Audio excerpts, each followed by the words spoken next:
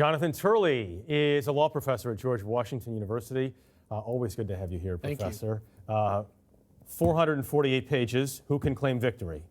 Well, it depends how you define victory. The president defines victory as being unindicted and unimpeached. That's not a very appealing slogan. 3 years, no indictments doesn't exactly appeal to most politicians, because in the report, he comes across as rather unhinged and obsessive, but not necessarily obstructive.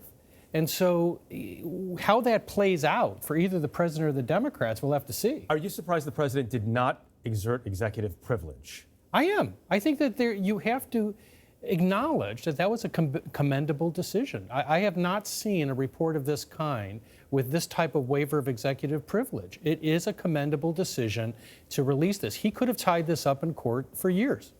Robert Mueller's likely testimony coming up here, what does that mean? Does that change anything?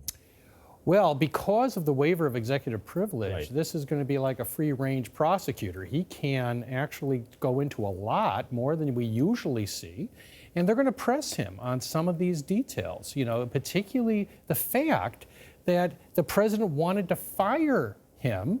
And so you're left with this Zen-like question. If the president orders an obstructive act and nobody listens, is it still obstruction? And this is Don McGahn, who is refusing it or almost resigned. Is in the end, is Don McGahn the key figure in all this? He comes across pretty good. I mean, he comes across like publicus publicata. I mean, he stands there and says, I'm not going to do it, not once, but he refuses multiple basic orders from a sitting president, even saying that he went back to his office to clear out his stuff. I mean, this was an amazing historical moment, and he comes across quite well in it.